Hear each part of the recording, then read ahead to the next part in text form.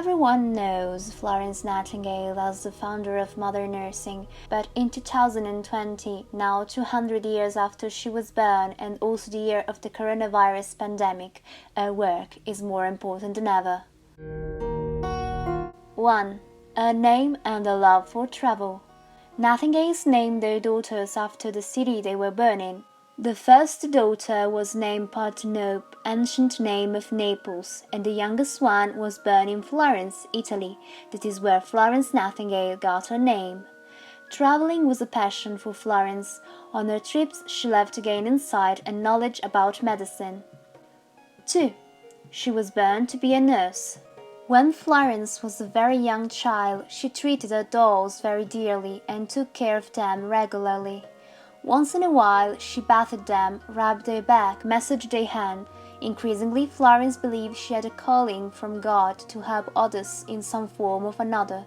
She wrote, "God spoke to me and called me to his service. What form this service was to take, the voice did not say." This unconventional path shocked her family. When she proposed training as a nurse, her parents flatly refused to support a vocation suited for servants and working classes. 3. Florence loved animals. Once when she was a young girl, she found an abused dog with a broken leg. She washed it, fed it, and bandaged its broken leg. After the incident, people started visiting Miss Nightingale to get treatment for their wounds and injuries. Nightingale was a little bit of a crazy cat lady. It is reported that over her lifetime Nightingale owned over 60 felines. It is documented that at one time she owned 17 at once. 4. She never married. Although she enjoyed a 9-year courtship with Richard Monckton Milnes, she refused his hand in marriage, believing it would frustrate her work in nursing. Her independence of thought was reflected by her referral to herself in the masculine. She describes herself as a man of action and a man of business. 5. Florence is also known as the Lady with a Lamp and as the Angel of the Crimea. Florence worked as a nurse during the Crimean War, helping wounded soldiers. At first, the army doctors did not want her or the other nurses to help. Then they asked for assistance. Florence and the other nurses were able to improve medical and sanitary arrangements. They immediately started to clean every room, and Nightingale told her nurses to wash their hands often. She got her nickname because she was checking wounded soldiers every night using a lamp. For many, Nightingale was a true angel. Especially wounded soldiers who received her compassionate care considered her their savior. 6. She transformed the stereotype of the nurse. In this period, nurses were considered a joke figure.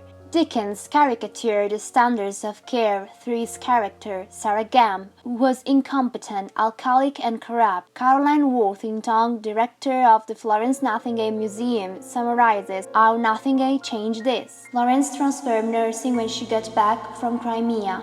She had access to people in hard places and she used it to get things done. In 1860, Nightingale founded the world's first nursing school at St. Thomas' Hospital in London. Within the hospital, the Nightingale Training School for Nurses was established. Florence trained many nurses who were sent to the hospitals around Britain to share Nightingale's expertise. 7. She loved science, mathematics, analyzing data, and languages. The sisters were home-educated by their father, who taught them classics and philosophy. Florence was fluent in many languages, some of them included English, German, French, and Italian. She also had the basic knowledge and understanding of Greek and Latin. From a young age, Florence demonstrated her love of maths and sciences. She loved meticulous organization of information. Analyzing, classifying, and documenting data was a skill that naturally came to Florence. She was able to look at data, draw a conclusion, and create a picture of the result in her mind. With the support of Queen Victoria, she persuaded the government to set up a royal commission to explore the health of the army. They uncovered some shocking statistics. In 1857, Nightingale sought to demonstrate the effect of the Sanitary Commission through a diagram. This visual presentation is taken for granted now, but it was a novel way of presenting data. The pie chart had first been developed by William Playfair in 1801. 8. She loved to write. Nightingale had a passion for writing, as she wrote more than 150 books and pamphlets. She published medical books, including Notes on Hospital and Notes on Nursing, which laid a foundation for modern nursing practice. Florence also wrote books about religion and mysticism, and much of her writing was influenced by her feminist identity. 9. Red Cross Medal and women's rights advocate. Nightingale was awarded the Royal Red Cross from Queen Victoria and the Order of Merit in 1907. This was the first time the Order of Merit had been awarded to a woman. When Nightingale reached the front lines of Crimean War, she was one of only a few women allowed into these conditions. Recognizing the powerful contribution women could make, she advocated on their behalf in terms of educational and professional access. 10. She lived an unusually long life. In the final decades, Nightingale suffered from an extreme form of brucellosis, although this didn't prevent her productivity. She died in her sleep in 1910, aged 90. The offer of a burial in Westminster Abbey was declined by her relatives, and she is buried in a small churchyard in Hampshire.